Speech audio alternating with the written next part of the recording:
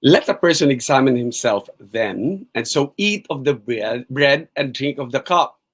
For anyone who eats and drinks without discerning the body eats and drinks judgment on himself. 1 Corinthians 11:28 and 29 ESV. May the Lord bless the reading. Blessed day everyone and welcome to our live stream. Again, this is your brother in Christ, Jose Roniboy Perez Cariaga. Muling bumabati sa inyo ng isang mapagpalang araw.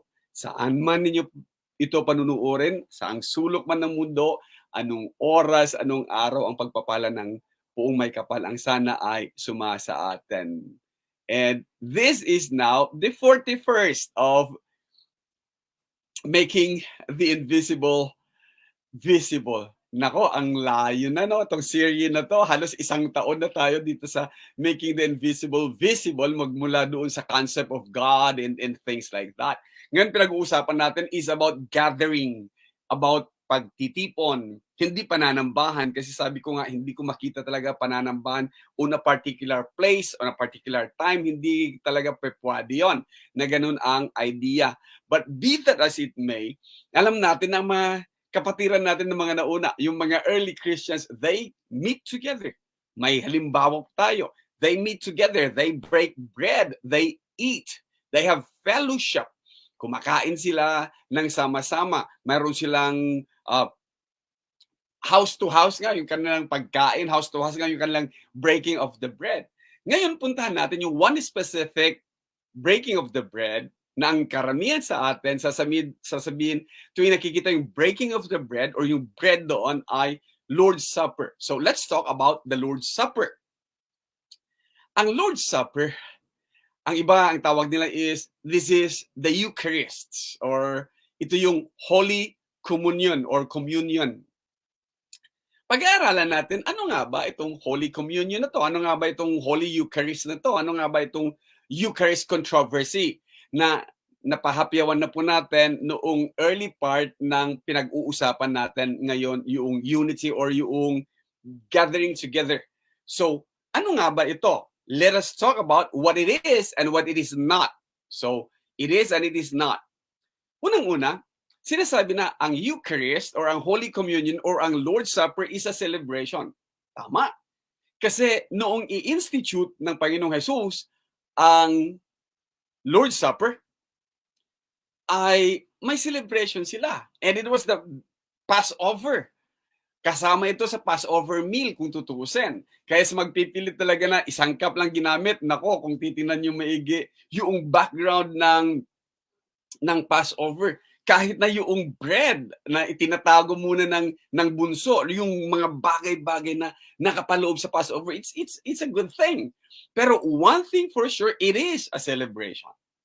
A celebration of our redemption, a celebration of the Savior's suffering, giving himself, giving his body to be broken for us, literally, and doon sa tinatawag natin na pamamaraan din ng remembrance.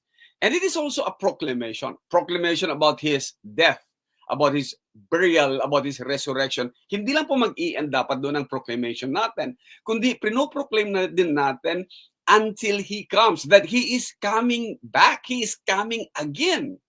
Sa isa sa mga pag-uusap namin sa mga taong hindi naniniwala na si Kristo ay Diyos, ang isa sa mga tinanong ko, sino nga bang hinihintay mong babalik? Yung tinatawag niyang makapangyarihang Diyos.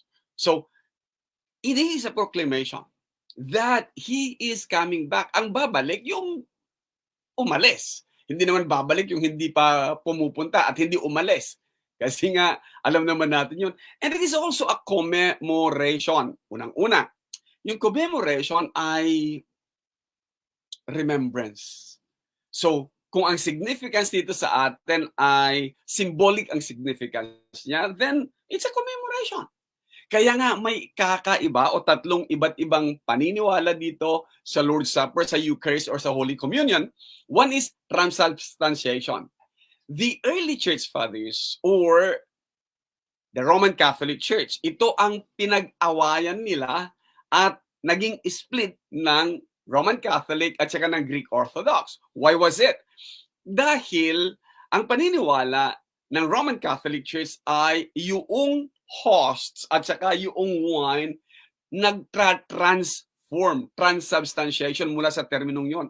Na ito mismong host, yung mismong tinapay, siya mismong katawan ni Kristo, nag-transform yung substance niya habang ikaw nagpa-partake ng komunyon. Kaya nga, pagka ibinibigay sa iyo, ang sinasabi is, katawan ni Kristo. At ang isasagot mo bago mo ilabas yung dilaw, amen. Yan. So, transubstantiation. And marami sa mga nauna, hindi naniniwala talaga. It was a great debate. Malaki talaga yung debate na nangyari dito sa transubstantiation. Yung isa naman, natalakay na natin to, balikan yung 39 na making the invisible visible.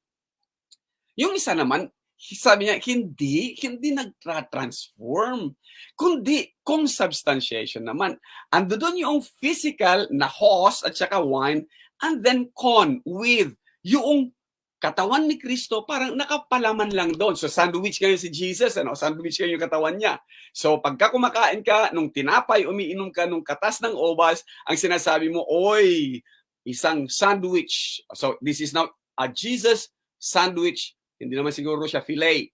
So, ganun ang paniniwala ng iba. And then, ang karamihan, among Protestants and among Christians, ang Protestant saka Christians, magkaiba po. Ang Protestante, nagprotesta galing sa Katoliko, against sa Katoliko. So, pagka hindi ka Protestante, hindi ka nagpro-protesta against sa Catholic, hindi ka matatawag na Protestante. Kristiyano lang. Okay. Remembrance ang ginagawa. Dahil nga sinabi niya, do this in remembrance of me. So, meron tayong what it is, celebration, proclamation, commemoration, and what it is not. What it is not is that hindi siya holy sacrament na kagaya ng ipinangangalandakan o itinuturo ng iba. Bakit? For the simple reason na ipapakita po natin sa inyo. Ang holy by definition is that it is dedicated or consecrated to God or a religious purpose. Holy, mula sa salitang Latin na sanctos. Salitang Latin din na sacra o sacred. Kaya kung titiis at titingnan natin kung sacred, holy, sacred, so makikita natin kaagad-agad kung ano yon. Ayun siya, holy, sacred. Ang sacrament naman, galing din siya sa Latin word na sacer, na ang kanyang verb form is sacrare, and then ang noun niya or ang kanyang pakahulugan na nahulog sa sacramentum. Okay? Ang sacer is sacred, ang ibig sabihin. Ang sacrare, to hallow, to make it holy. And then yung sacramentum, which is now the sacrament, is solemn oath. Kaya tuloy ang nangyari doon sa what it is not, Lord's Supper, Holy Sacrament, kung tutuusin is, it is a sacred, di ba? Or sacred. That is redundant. Absolutely redundant. Yung isang bagay na gusto mong patunayan ang kanyang kahalagahan pagka inulit-ulit mo, nako, sa aming mga Bisaya, katawa-tawa po yan. Halimbawa, sabihin mo, guwapa, maganda. Pagka binisaya mo yung inulit mo, guwapa-guwapa, ibig sabihin niya, hindi maganda. Guwapo ba? Sagot mo, guwapo po. Ibig sabihin, hindi. So, because of this redundance, ganon din naman sa English. Ganon din naman sa fallacy. Kung susundan ninyo, pero hindi pa tayo doon pupunta ngayon. Ang ipinapakita lang natin, gusto mong gawing napakahalaga ng isang bagay na to. So inulit-ulit mo, Holy Sacrament. Palitan natin, sacred. Pagka ganun na mga usapan mga kapatid, pagka sa definitions at saka sa mga wordings, magdududa ka talaga eh. Pagka ang isang bagay is not there, tapos gagawin mo na looks good, sounds good, pero in reality, it's not. Okay, so, ano nga ba ang sacrament? Binify natin yung holy kanina, ayon sa Oxford. Sacrament is a religious ceremony or ritual regarded as imparting divine grace from the Catholics and the Orthodox, such as baptism, the Eucharist, and penance, and the anointing of the sick. It is a thing of mysterious and sacred significance or a religious symbol. Kaya yun ang Lord's Supper o yun ang Holy Sacrament or yung Eucharist. What it is not, what it is a celebration, it is a proclamation, it is a commemoration. What it is and what it is not, again, it is sacred. Oh, sakit sa tainga, no? A Holy Sacrament. And it is a control. Bakit naging control ang Lord's Supper? Because of the practices na sinasabing closed communion at saka open communion. Paano naging control ang closed communion? Paano naging control ang pagkakaroon ng hindi pagbibigay ng Eucharist, hindi pagbibigay ng communion? Nangyari na po yan. Sinasabi sa katuruan ng mga nagpa-practice ng closed communion, magkakasama na po dito ang Roman Catholic, kasama na po dito ang Greek Orthodox, kasama na rin po dito yung mga ibang mga evangelicals and fundamentalists and some of Christendom. Okay? Pagsama-samahin na natin dito, bakit ko nasabing control? Pinapaniwalaan na kapag ka ang bata, makarating na siya sa rason na alam na niya yung kaibahan ng ordinaryong pagkain sa katawan ni Kristo. Sapat na daw yun. Kaya dati-rate, sa dogma is ginamit na 7 years old after ng kanilang infant baptism. Ang iba naman, sasabihin na, pwede na, nakakaintindi na.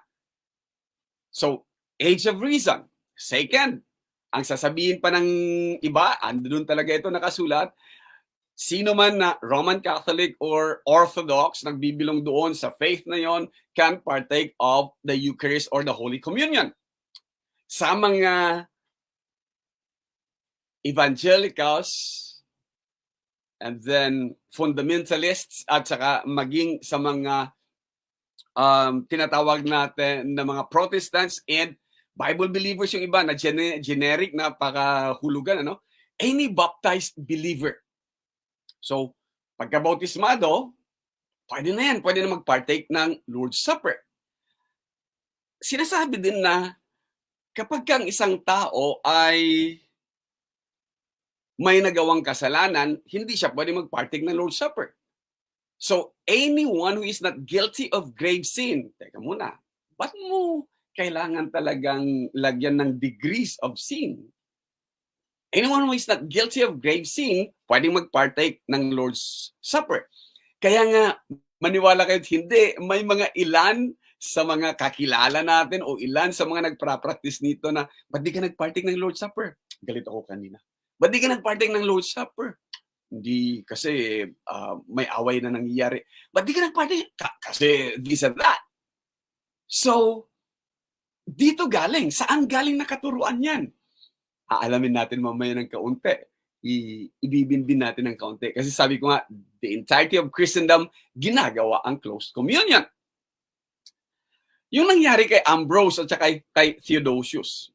Si Ambrose, na Bishop of Milan, hindi niya binigyan ng pagkakataon si Theodosius na magkaroon ng communion o Holy Communion. Truth is, nung pumunta si Theodosius sa kanya para magkaroon sana nito, umalis si Ambrose. Kaya sumulat na lang, samantalang si Theodosius, siya ang emperor at that time. Ang kasalanan kasi ni Theodosius, nagalit siya dahil may isang chariot rider doon sa Thessalonica, taon 390 AD. At napatay yung mga sundalo niya. May isa siyang sundalo, high-ranking official, sa kanyang galit, at dahil bugso talaga ng kanyang damdamin at ganito siya pinapakita ng maraming mga historians na yung kanyang tawag na nila yung kanyang galit basta bigla ipinamassacre niya. 7,000 ang namatay doon sa Thessalonica na kagagawan ni Theodosius. Nung bandang huli, nagsisi siya. Sabi ni Ambrose sa kanya, kailangan mo magkaroon talaga ng penance. Kailangan mo talaga magpakita na nagsisi ka. So, na-force niya yung emperor na magpasakop sa ilalim ng kagustuhan ng isang bishop. Kaya doon nagkaroon ng, di mo maintindihan is dito mapapansin mo, yung emperor supposedly sana subject sa kanya yung bishop, but then this time, yung bishop nagawa niyang pasukuin ang kalooban ng emperor. Kaya dito din pangyarihan noong separation na ng church at saka ng state. Dito rin natin makikita yung mga halimbawa na magkaminsan, hindi lang magkaminsan, kung dito sa Pilipinas talaga, gusto na ang church laging mas mataas kaysa sa state. Kaya ito pinagmulan. It becomes a control. As of late, may mga pangalan po tayo na mababanggit sa US. Lalo na ngayon, ang presidente ngayon ng US is a professed Catholic, Roman Catholic. Pero alam po natin na may isang politiko din po na figure na hindi binigyan din ng Eucharist just of late. So if you want to know that, pwede po ninyong i-google ang mga bagay-bagay na ito or hanapin nyo na lang po. Okay. So may exemption lang doon sa closed communion. Na sinasabi nila, if at the point of death, ang isang tao, hindi mo na iisipin kung ano siya, basta kung mamamatay na, pwede mo siyang bigyan ng sacred, ng Holy Sacrament. Bigyan mo siya ng ito, Lord's Supper. At the point of death, anong purpose? Ito ba magliligtas sa kanya? Indirectly, yun ang pakahulugan Indirectly, yun ang itinuturo. So, indirectly din binibigyan mo ng napakalaking kapangyarihan, napakalaking importansya, at napakabigat na hindi tinuturo ng Biblia na ang sacred, ang Holy Sacrament nito, ang Lord's Supper, ay nakapagliligtas. Indirectly bagamat ayaw aminin, pero bakit mo i-exempt na bigyan ng Holy Sacrament, bigyan mo ng communion ang isang taong at the point of death without regard sa mga naunang sinabi mo na mga qualifications na pwedeng mag-partake lang. Having said that, I'd like to hear any comment from the readers if ever gusto po ninyo itong maliwanagan din. Gawin din po natin ito na yung open communion. Sa open communion naman, sinabi nga, whosoever willeth may come. Anyone na gusto mag-participate, pwede. Bakit hindi? Diba? Nakikita po niyo yung katwiran mamaya. Anyone, kahit sino. Come unto me, all of you who are heavily laden, and I will give you rest. Anyone, kahit sino. May age requirement ba? Alam ba ng bata kanyang ginagawa? Alam daw ba ng bata ang kanyang ginagawa? Pero one thing is, dahil kasi doon sa isang bagay na iniisip mo na nagliligtas siya. Kaya kapag hindi niya alam, magsasuffer siya or mapaparusahan siya. Next one. Kaya nga nagkakaroon ng intercommunion. Iba't ibang mga pananampalataya kapag nagkaroon ng pagtitipon, kahit na iba't ibang paniniwala, transubstantiation, consubstantiation, commemoration, basta lang makapag-gather together. Dahil mayroong misa, mayroong interfaith service. Sige, pwedeng gawin. So, dito nagkakaroon pa rin ng, alam mo yon, yung hindi komportable ang isa't isa. Kasi yung isa, iniisip niya, yung kanya sandwich, yung kanya naman ay physically nag-transform. Yung isa naman is doing it ng commemoration lang. Kaya, paano mo sasabihin nga naman na interfaith or unity ang nangyayari?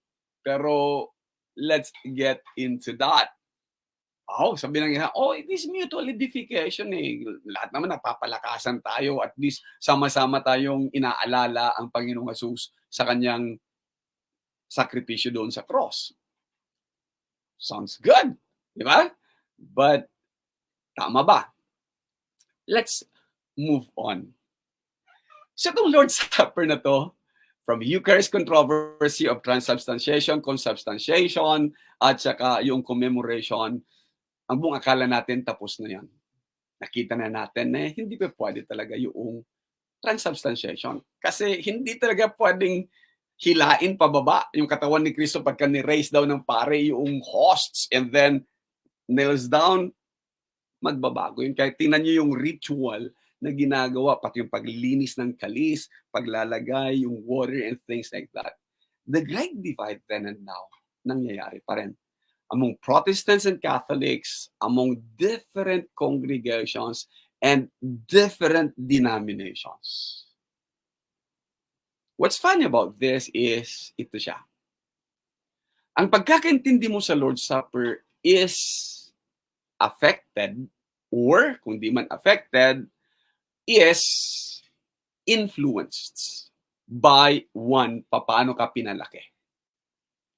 Kung sa tradisyon or sa pamilya, pinalaki ka na ito ay ginagawa ng ganito, mabibitbit mo yan sa iyong pananampalataya. Or kung sa pamilya ninyo, sa tradisyon ng pamilyang kinaruruunan mo, or tradisyon ng iglesyang kinabibilangan mo, or fellowship na kinabibilangan mo, ayaw mo ng iglesia, or denominasyon na kinabibilangan mo, nabibitbit yan. Yung external influences, sabihin pa rin natin, sa loob ng mga churches, kung yung isa sa mga leaders nila na napunta siya sa kabila at nakita niya, maganda rin gawin yun, ano? Na habang nagpa-partake ay sabay-sabay, o habang nagpa-partake ay may kumakanta, o habang nagpa-partake ng Lord's Supper ay nakatiklohod, o habang nagpa-partake ng Lord's Supper is a lot of things. Dahil naisip niya na ganon, then in-apply niya sa kanyang congregation, sa kanyang church, o sa kanyang congregation na lang gamitin na muna natin. No? So, ang paniniwala natin about the Lord's Supper are affected or influenced by these things. Pinakamadali, pinakamaganda, let's go over doon sa texts. Ang sabi ng teksto, ang hango po natin dito is from 1 Corinthians chapter 11, verse 23, pababa, kasi chapter 11 tayo nung nakaraan pa. Sinasabi na Apostol Pablo, "For I received from the Lord what I also delivered to you, that the Lord Jesus, on the night when he was betrayed, took bread, and when he had given thanks, he broke it and said, 'This is my body, which is for you. Do this in remembrance of me.'" Andun talaga yung do this in remembrance of me. Dahil daw this is my body, kaya transubstantiation, kaya yung host nagiging body niya. Okay. And then on the same manner, in the same way, he also took the cup after supper, saying, "This cup is the new covenant in my blood. Do this as often as you drink it in remembrance of me." Sa nagtuturo ng this is my body, ng transubstantiation, ang hindi natin maintindihan is bakit nawawala yung cup. Sa mga kaibigan kong mga Roman Catholics and Greek Orthodox, ang tanong natin, where is the cup? Sinausaw ng Panginoong Hesus. Kasi sumausaw din si Judas, di ba? So, kaya yung pare, sinasawsaw niya na lang. Pero, most often than not, hindi nakasawsaw eh. Kaya nga, dry na dry yung host pagka ibinigay sa'yo. Siya lang ang umiinom. So, ang sabi niya, "This is the new covenant in my blood. Do this as often as you drink it." Eh, siya lang ang umiinom. Hindi ka kasama doon.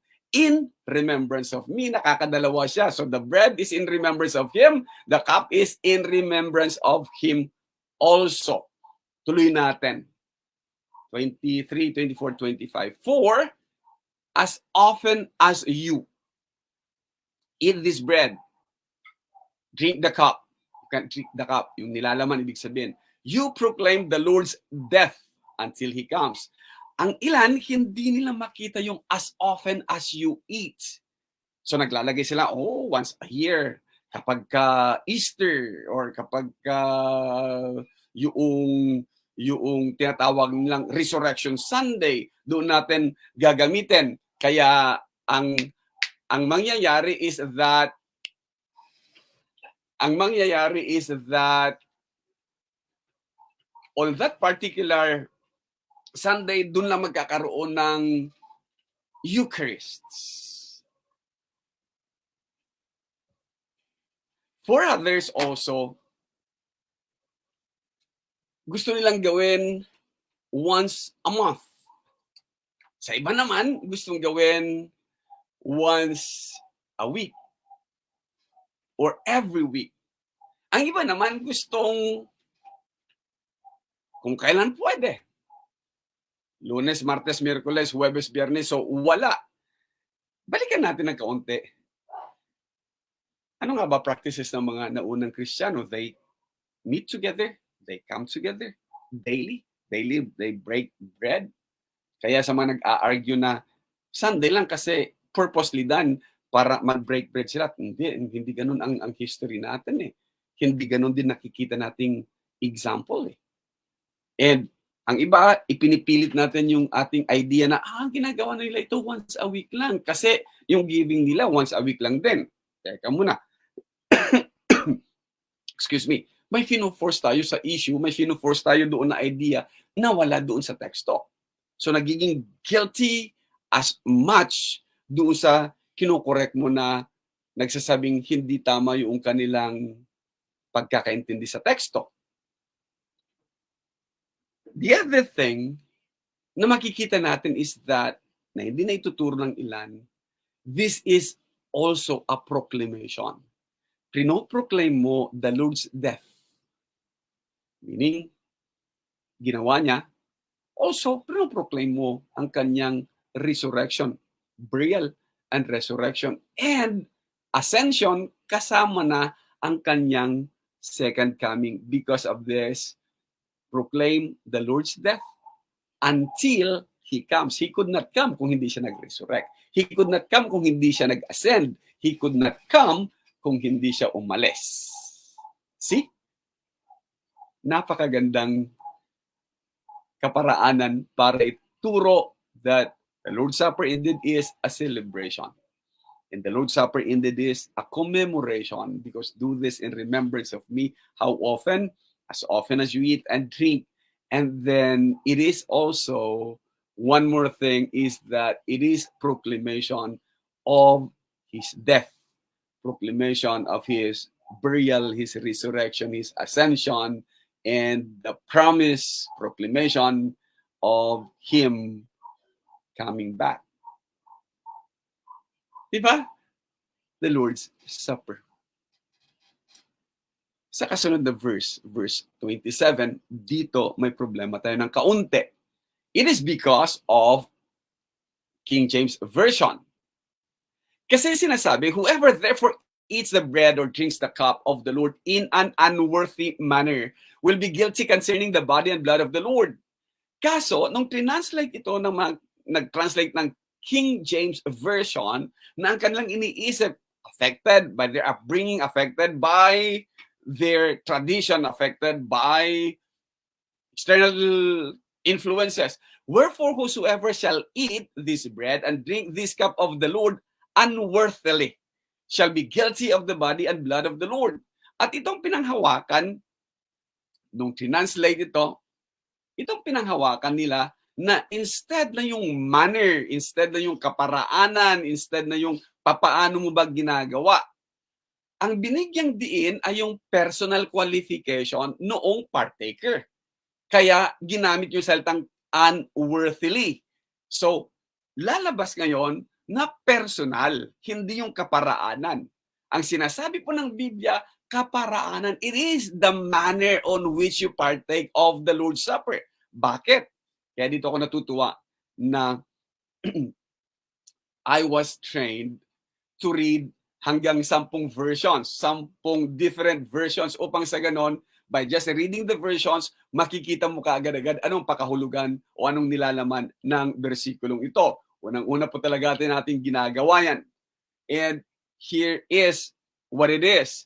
Yung context kasi, bakit unworthy manner is tama? Because sa verse 19, pinag-uusapan na yung unworthy manner na yan. Pinag-uusapan na yan, for there must be factions among you in order that those who are genuine among you may be recognized. Di ba? It is not for the better, but it is for the worst, ang sabi ni Apostol Pablo sa kanilang gathering together.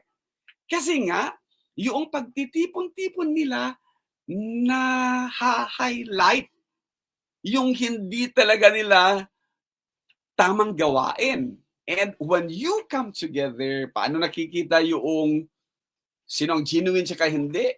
When you come together as a church, sa iba, it is not the Lord's Supper that you eat.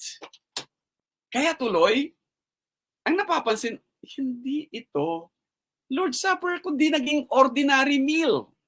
Hindi ito Lord's Supper kundi ipinapakita lang ng discrepancy ng pagkakaiba nila ng meron at saka yung wala, yung mayaman at saka yung mahirap. Gamitan natin ng ibang mga versions o ibang mga translations.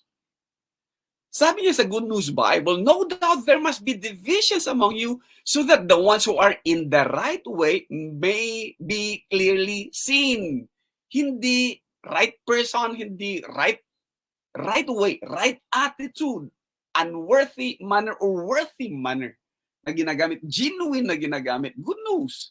So when you meet together, you don't really celebrate the Lord's Supper or you are not so concerned about the Lord's Supper because yung paraan nga ng pag-partake mo, paraan nga ng pagkain ng Lord's Supper is hayag nagpapakita talaga na hindi para sa commemoration ang ginagawa mo. Verse 28.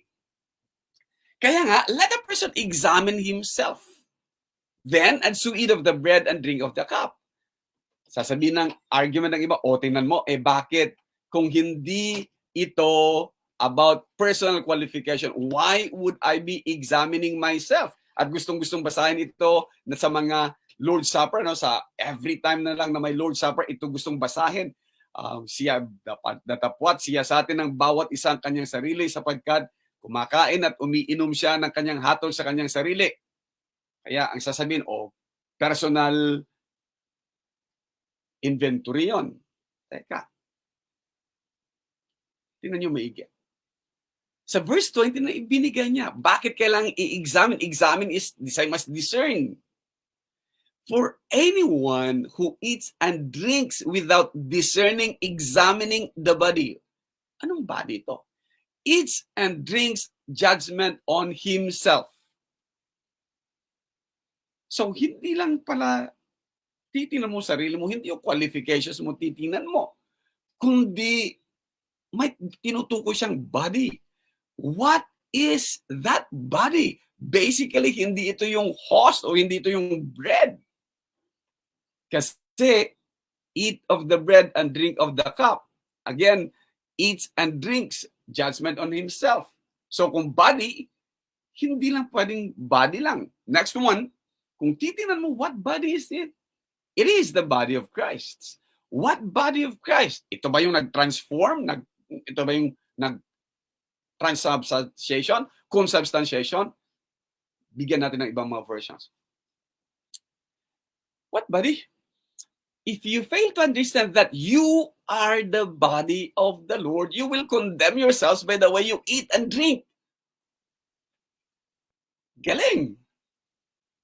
Mas maliwanag, mas madaling paliwanag yun. No? If you fail to understand that you are the body of the Lord, you are part of the body of the Lord. Kaya sa easy to read version, if you eat and drink without paying attention to those who are the Lord's body, those who are plural, church, your eating and drinking will cause you to be judged guilty. For anyone who eats and drinks without discerning the body, the church eats and drinks judgment on himself. Kaya yung judgment doon, either you are genuine, right, or guilty. Yung manner ng celebration, yung manner ng commemoration, yung manner niyang ginagawa mo on that particular gathering, ito yung pinag-uusapan dito. Ang body ng pinag-uusapan dito, hindi yung ostya, hindi yung tinapay, kundi yung katawan ng Panginoong Jesus, ang kanyang iglesia. You are the body of the Lord. Those who are of the Lord's body, the church, called out, yung mga tinawag, upang mga katipon. Yun ang body na pinag-uusapan dito sa mga bersikulong ito. 32, but when we are judged by the Lord, we are disciplined so that we may not be condemned along with the world. Salamat naman. So then, my brothers, when you come together to eat the Lord's Supper, to eat, wait for one another. And para tama, if anyone is hungry, let him eat at home. So that when you come together, hindi para mahusgahan kayo. It will not be for judgment. Who is doing it the right way, who is genuine, who is guilty of just sarili niya lang ang iniisip niya. Verse 34. So then, mauuwi tayo ngayon sa katanungan, should the church practice closed communion? Anong ibig mong sabihin sa closed communion? Yamang tinalakay mo na rin yan, Brad Ron, should the church practice closed communion? Ulitin ko, hindi magiging closed communion kasi ang pinag-uusapan doon is yung kaparaanan, unworthy manner. Hindi yung unworthily, hindi tao, hindi unworthy partaker. Kaya, paano magkakaroon ng closed communion? Kung isasulat mo na, baptized believer, age of reason, anyone who this and that, then hindi mangyayari. So, anong pinoproclaim mo if magpa-practice ka ng close communion? So, bawat isa sa atin, no, oy, I'm eating and I'm drinking and I'm proclaiming to you that the Lord is coming. Eh, kayo-kayo din lang naman yung magkakasama doon. Di ba? Think. Or better yet, ask the right question. Dapat sana, para makita ninyo, should we practice open or closed communion? Magtanong kayo ng tamang katanungan. Ang unang katanungan, igagad ko kayo na kailangan maintindihan natin is this. One, if a sinner partakes of the Lord's Supper, will he become more sinner? Sige. Kung isang makasalanan kumain at uminom, maliligtas ba siya? Or higit ba siya magiging makasalanan? Makasalanan na, ano pang ihihigit niya pagka makasalanan? Without discerning the body?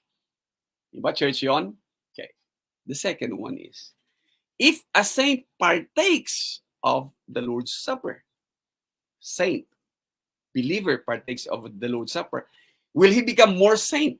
Masigit ba siya magiging banal? Masigit ba siyang magiging santo? So indirectly, kapag ginamit mo to, is that it is not a salvation issue. By practicing this close communion, sinasabi mo na it is a salvation issue.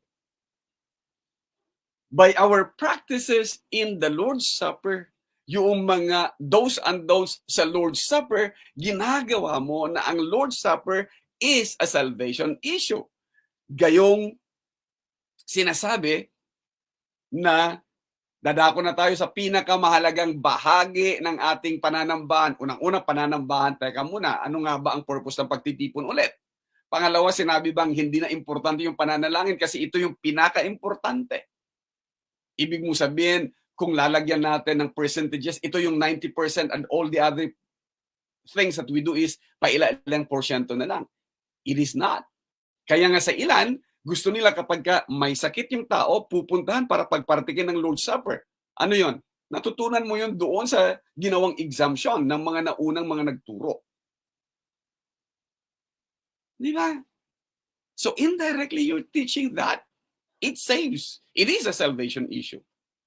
Kaya yung mga hindi nakadalo ng pananambahan, magkaroon ng pananambahan sa kanila or magkaroon ng gathering sa kanila para makapag-partake lang ng Lord's Supper. O yung may biyahe mamaya o aalis mamaya, mag-partake lang muna ng Lord's Supper, baka may mangyari sa biyahe. It is not a means of forgiveness. Mga kapatid, hindi natin nabasa doon na kapag ka nag-partake ka ng Lord's Supper, nag-partake ka ng communion, mababawasan ang kasalanan mo. Hindi po yan nasusulat. By making it close communion, yun ang insinuation, yun ang sinasabi nun. hindi siya magiging controlling issue. Kasi ginamit niya na kontrolin ng simbahan ang state, ang mga tao. Dahil tinakot na kapag hindi ka nakapag-Lord's Supper, hindi ka talaga maliligtas. Kaya andyan pa rin ang controlling issue na yan. And nakakaya mong sabihin, it has also become a test of fellowship. Kagaya ba natin to? O baka naman, 1 cup lang ang mga yan. So ayaw nila ng maraming cups. May mga mini cups. Nung nag-COVID, ayaw mo nga na makumusta ka lang. Di ba? Iba naman, 1 loaf. Hindi pwede yung iba't ibang loaf. Tapos, again, test of fellowship. Ang iba pinagtatalunan ta, fruit of the vine kasi ang sinabi, hindi kailangan na fermented kasi wine na yon. Wine ang binanggit. Fruit of the vine, hindi pwedeng Coke, hindi pwedeng julep. Kaya kailangan lang talaga dyan ay Welch. Kumita si Welch. Fruit of the vine, hindi pwede yung freshly squeezed. Or mula sa pasas, nilagyan mo ng tubig para mula sa kanyang pagiging nilagyan mo ulit siya ng tubig. Dehydrated, hinidrate mo ulit, tapos in-squeeze mo yung kanyang juice. Or, it should be done supper. At hindi pwedeng breakfast or lunch. And it should be observed in the upper room. A test of fellowship. Hindi siya salvation issue. Hindi siya para sa ikaliligtas. At hindi siya nagliligtas. To put it bluntly.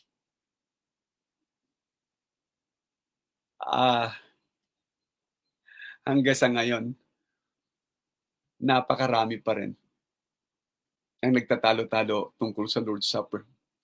At ang kontrobersyang ito, ulitin ko, is brought by your upbringing, our upbringing. Paano tayo pinalaki? Brought by unquestioned tradition. Bakit nyo ginagawa to? Nakasanayan namin eh. O ito na natutunan namin. Mula noong una, ganito na ginagawa namin. Or unexamined doctrine. Itinuturong doktrina, subalit hindi mo tiningnan ang punot dulo nito.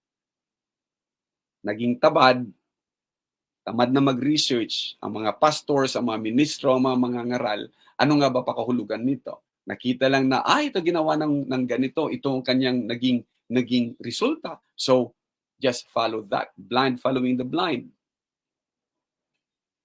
Whew. It is what the church says. Alam niyo naman kung anong sinabi ng iglesia noon o ng simbahan noon, yun ang masusunod. Kaya nga, ayaw nila na magkaroon ng reason. Kaya nagkaroon ng punto sa history ng faith versus reason. Yet, we have now come wherein our faith can be pwedeng lalong palakasin ng reasoning natin, lalong palakasin ng pag-iisip natin. Mga kapatid, alam ko marami pang mga issue about the Lord's Supper, yet ito muna ang kaunting karagdagang kaalaman mula sa inyong lingkod. Muli, kung may mga katanungan po kayo, huwag pong mag-atubiling mag-email, huwag pong mag-atubiling mag-comment. Naka-free po ang comments sa ating broadcasts, sa ating mga posts. Ito muli ang inyong kapatid, Jose Ronboy Perez Cariaga, nagpapasalamat.